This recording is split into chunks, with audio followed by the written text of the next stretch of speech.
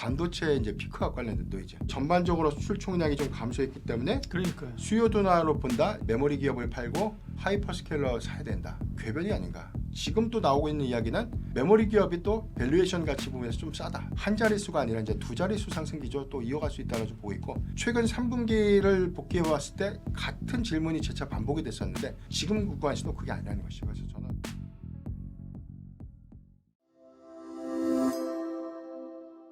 안녕하십니까. 예민수의 경제 토크 시작합니다. 오늘은 변영인 기업공시연구소 대표 오셨습니다. 어서 오십시오. 네, 반갑습니다. 네, 오늘도 내일도 어쨌든 반도체 얘기를 해야 됩니다. 네.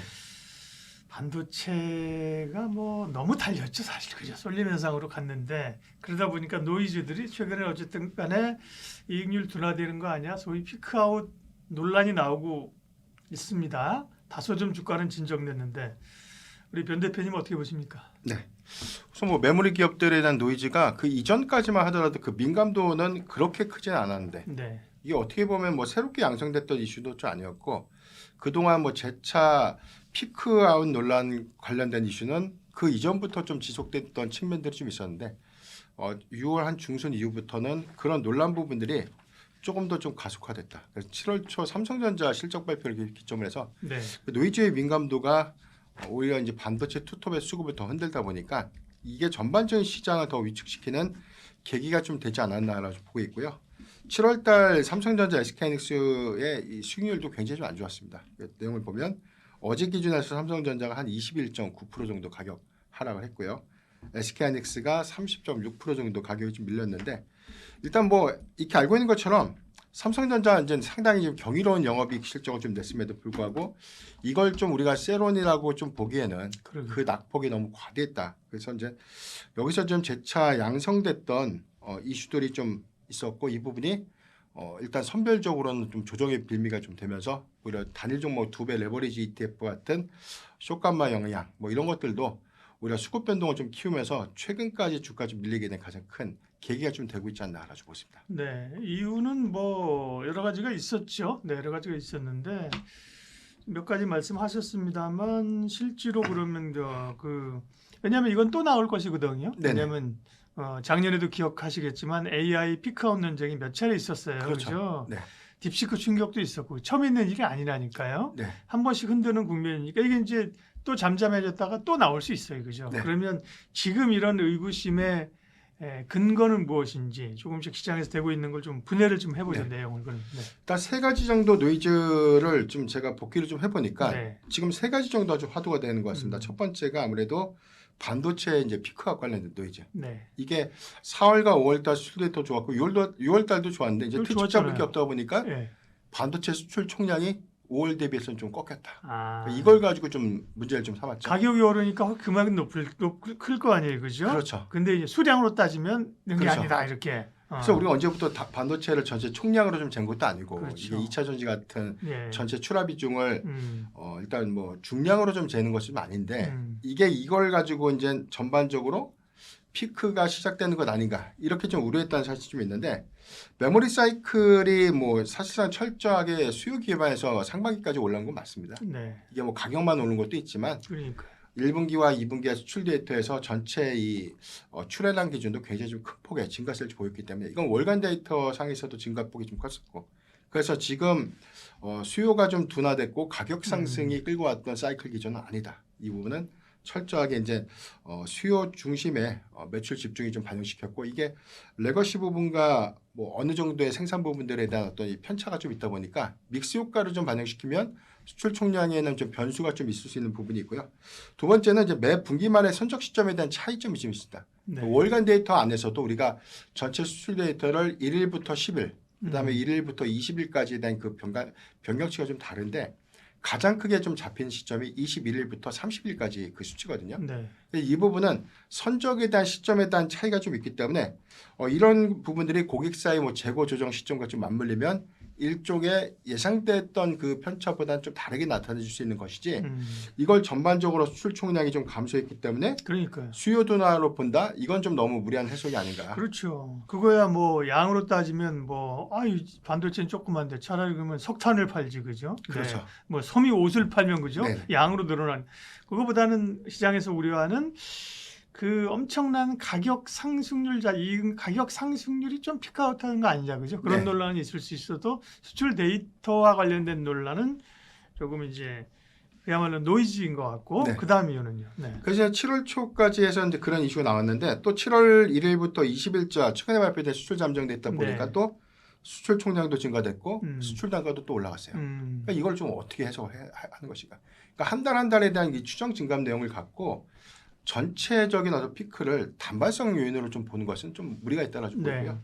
두 번째 요인은 이제 블랙록 같은 이제 해외 IB들이 한국과 대만의 이제 메모리 기업이죠. 메모리 기업들에 대한 주가 가율을 지적했고 AI 수요 둔화가 시작되니까 이제 메모리 기업을 팔고 하이퍼스케일러 사야 된다. 이런 논리거든요. 그러니까 결론적으로 말씀드리면 이건 궤변이 아닌가. 그러니까 일단 수요 둔화 기조라는 게 사실 AI 캐펙스 기조에 대한 투자 기조와 좀 맞물리면서 메모리 사이클이 좀 같이 상승하게 된 거고 여기서 가격이 또 가파르게 상승하다 보니까 오히려 증익이라는 관점이 매 분기마다 그 추정치가 더 올라간 것인데 그러니까 이 부분을 산업의 사이클의 밀접성을 뭐 전혀 좀 배제했거나 뭐 빅테크 기업들에 대한 뭐 투자 캐펙스 기조 이 부분에 대한 어떤 반영을 전혀 하지 못했다. 오늘 뭐 실적을 발표했던 구글 같은 경우도 그렇죠. 일단 뭐 어닝콜에서 확인됐던 내용도 보면 이 캐펙스 투자 기조를 또 상향 유지했습니다.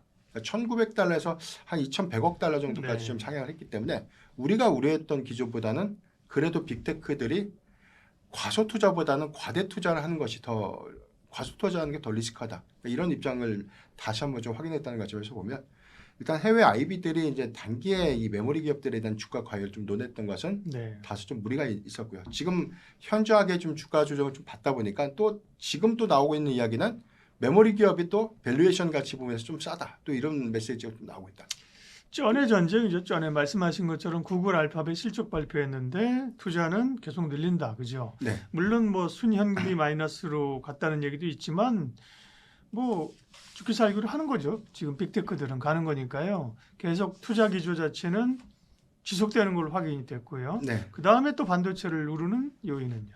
그 다음에 뭐 모건 스탠리 시온 리포터는 우리가 좀 알고 있던 내용인데 사실 하이퍼스케일러를 좀 종국적으로 좀 사라는 겁니다. 여기서 의미하는 거는 수요가 메모리 사이클을 이끄는 전기형 산업 구조가 아니라 가격 상승이 증익을 이끄는 후기형 사이클 기조니까 이제부터 피크가 올 수 있다. 그래서 메모리 기업들에 대한 주식을 줄이고 하이퍼스케일러를 늘려야 된다. 이런 뭐 논리인데 사실 뭐 두 가지 뭐 시장에 풍문도 좀 있었지 않습니까? 모건 스탠리가 아무래도 SK하이닉스의 ADR 뭐 공동주관사 선정이 좀 안 되다 보니까 뭐 고춧가루를 좀 뿌렸다. 뭐 이런 이슈도 좀 있었고 두 번째는 뭐 이런 내용들을 다 반영한다고 하더라도 지금 우리가 마이크론의 이번 실적 발표를 통해서 확인됐던 내용들이 있었잖아요.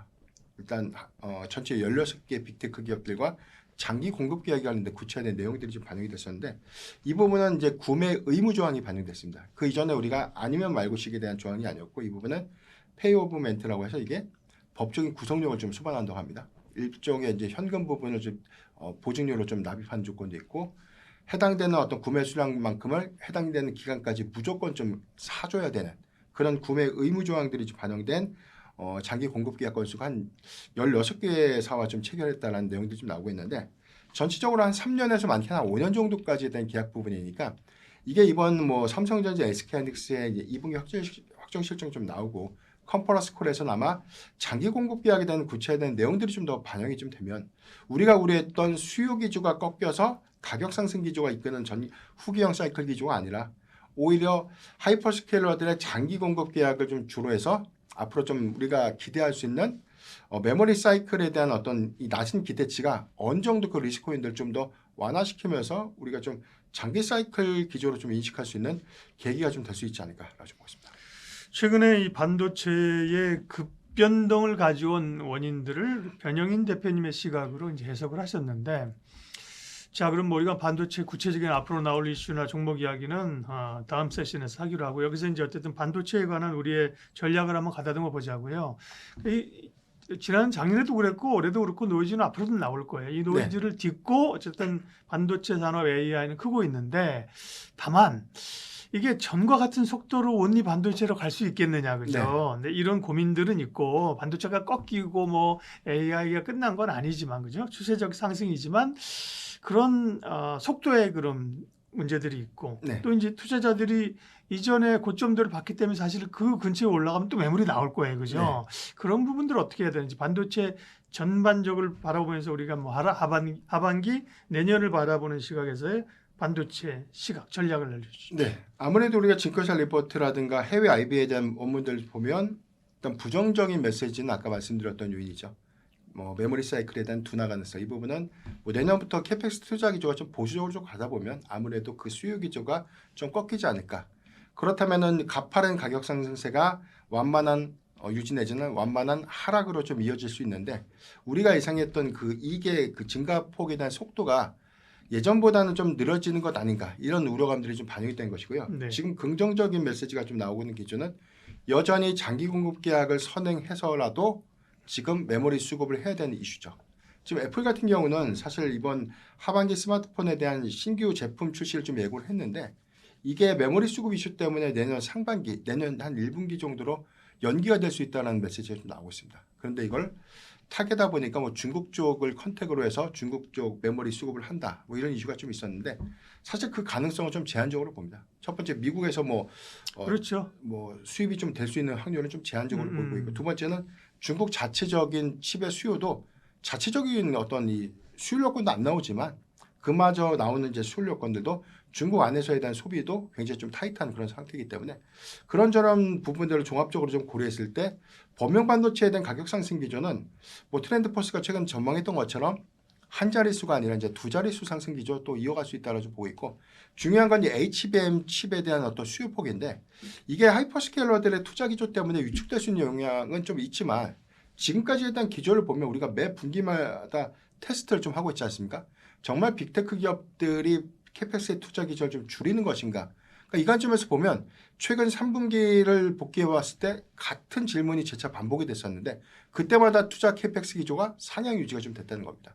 그러니까 작년 하반기 정도에 나왔던 것도 2020년도 하반기에는 투자 캐펙스 기조가 좀 하향 유지될 수 있다. 이런 전망들이 좀 나오는데 지금 구간에서도 그게 아니라는 것이죠. 그래서 저는 너무 과도한 우려를 좀 하고 있는 것은 아닌가라는 좀 생각이 있고요.